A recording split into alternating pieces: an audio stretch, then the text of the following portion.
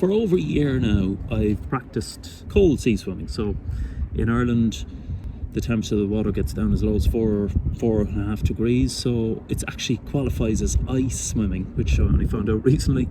So all the Wim Hof enthusiasts talk about ice swimming, which is below 6 degrees, and the water here certainly gets below that during the winter. Reasonably extreme swimming in cold water. And I've been thinking a lot about entering the water, the process of walking into the cold water. I began it last summer and went through the winter, and now out the other end through this summer. And what I've realised is it hasn't got any easier.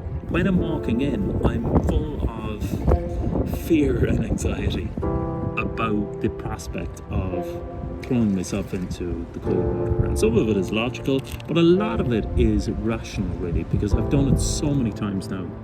Hundreds of times now over the last year, but it's still there regardless of the temperature of the water. And in some ways I've realised that that's one of the reasons that I'm still getting the benefit from it, and that it's so rewarding. When there's a challenge there, something that gets more rewarding, and there is a buzz from doing it.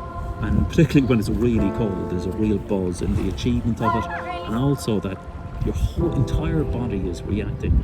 Your immune system is lighting up because it feels it's under attack from this sudden embracing in cold and immersion in cold. It's got me thinking that a lot of life is about this trade-off between short-term comfort and long-term discomfort, or vice versa.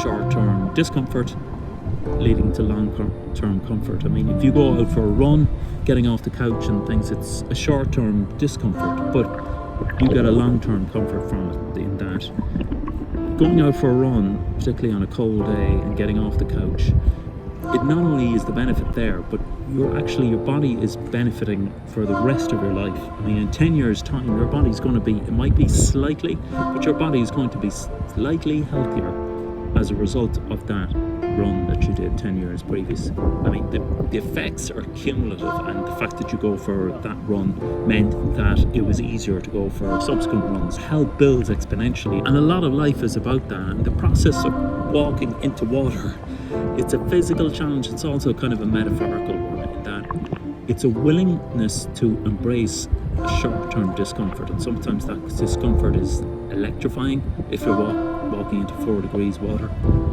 For Wim Hof enthusiasts and going into an ice bath, and certainly it's a willingness to embrace a short-term shock and discomfort, which is traded for long-term comfort. A lot of life is about that. I mean, if you're addicted to drugs, you're taking drugs for a very short-term buzz, but you're paying for it in excruciating pain in the long run. And every buzz that you get from that, you pay back 10 times over later in terms of pain. And they say that addiction is a refusal to accept one's pain, and I think that's very true. With doing things that are uncomfortable, I think the opposite is true.